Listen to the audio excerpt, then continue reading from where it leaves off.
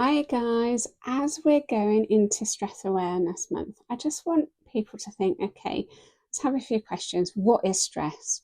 So I'm going to be doing a few of these videos over the course of the month just about stress and how stress affects us and what we can do to help the stress response that we have. So let's just quickly crack into this. So what is stress? Have you ever found yourself in a situation where your to-do list seems endless?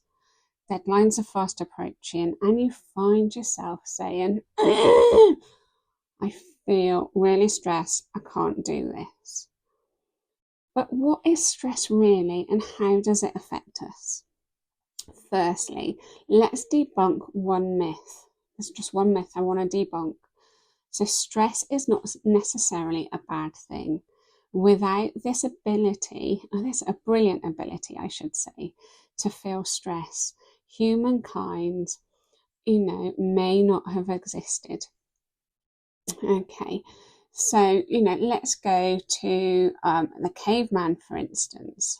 So, our caveman ancestries, I'll try and get the words right, for example, used the onset of stress to alert them to potential danger, such as, let's say, the sabre-toothed tiger.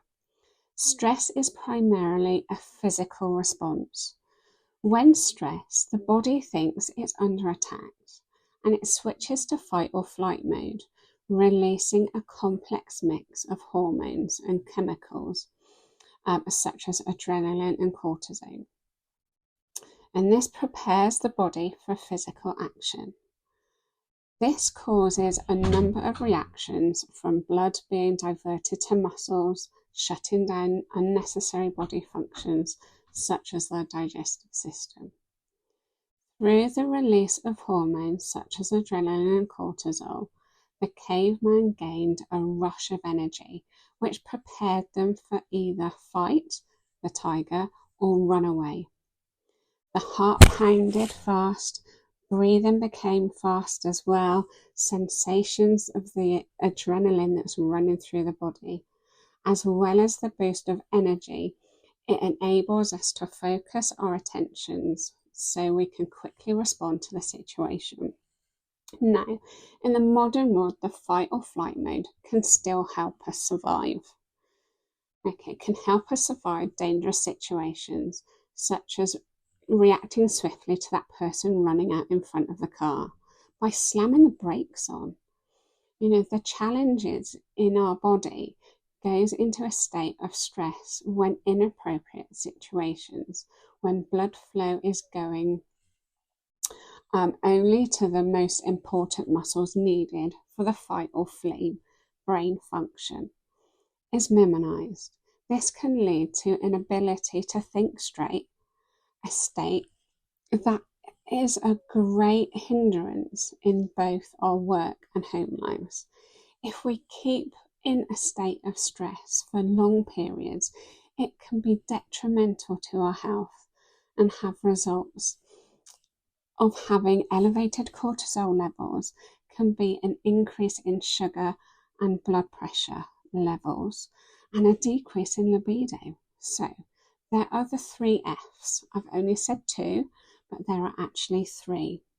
So the 3 F's are fight, flight, and freeze. So what are they? Let's go fight. When your body goes into a state of stress, we may feel agitated and aggressive towards others. These can be due to our body's natural reactions being fight. This can be helpful reaction to ward off predators, but in unnecessary situation, it can be a negative effect on relationships and ruin reputations. So, the flight. Some of us avoid our stressors, removing ourselves from the situation instead of tackling them head on. This can be a sign of flight. It's a survival instinct, a function that can save our lives if we find ourselves in a dangerous situation. However, in everyday life, this natural instinct can lead to stressful situations, escalating and increasing our stress levels. When we release the stressor isn't going away, and what we need to do is we need to face it head on. The last one is freeze. Now, freeze is unknown by many. There is a third mode there's a third mode that stress can cause, and that's freeze. Some people become stressed, and it sets in the stage for, dysregulation. The energy mobilizes by the perceived threat, and it gets locked into our nervous system, and we freeze. This response sometimes reveals itself when we breathe. We either hold our breath or we do really, really shallow breathing. Now, both forms of these are freeze. The occasional sigh is the nervous system catching up on its oxygen intake. So guys, I hope that was a little bit of an insight to what is actually stress. So over the next sort of coming weeks up to the end of the month, we'll just dive a little bit more into stress and how we can release some of those stresses that we hold in our bodies. Have an awesome day, everyone, and I will speak to you soon. Take care.